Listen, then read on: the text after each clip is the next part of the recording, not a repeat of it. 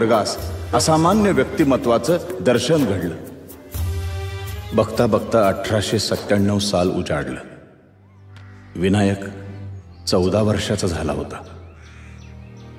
प्लेगची साथ आली, शेकडो लोक मरू लागले। श्रीराम जय राम श्रीराम। ब्रिटिशांची जुलूम जबरदस्ती चाफेकर बंधूंना असह्य झाली।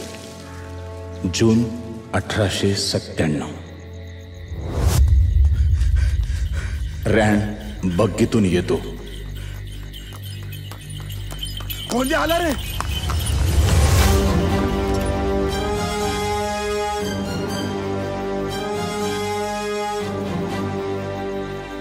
कोण आला रे?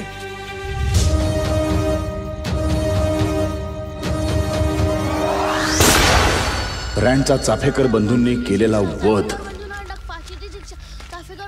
ब्रिटिश साम्राज्य पिसाळून उठलं। भगवद्गीता ओठांवर घुळवीत तीनही चाफेकर बंधू फासावर गेले। विनायकाचं रक्त तापलं।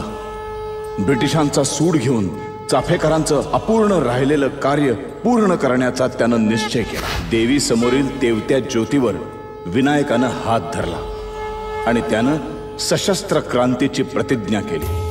आजपासून मी विनायक दामोदर सावरकर प्रतिज्ञाबद्ध होत आहे की जोवर माझी मातृभूमी परदास्यातून मुक्त होत नाही तोवर मी माझ्या आप्तस्वकीयांच्या सुखदुःखांचा विचार करणार नाही। स्वार्थ माझ्या जीवनात येणार नाही। माझ्या देशाच्या स्वातंत्र्यासाठी मी आज माझ्या सुखाचा सर्वस्वाचा त्याग करीत आहे। मी या तेवत्या ज्योतीच्या साक्षीने प्रतिज्ञाबद्ध होत आहे। हे महिषासुर मर्दिनी मला आशीर्वाद दे। यापुढे स्वातंत्र्याकरिता सशस्त्र क्रांतीचा उठाव करत मारिता मारिता मरे तो झुंजेल, मारिता मरे तो झुंजेल।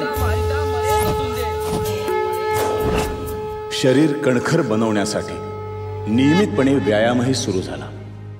बौद्धिक शिक्षणाबरोबरच कुस्ती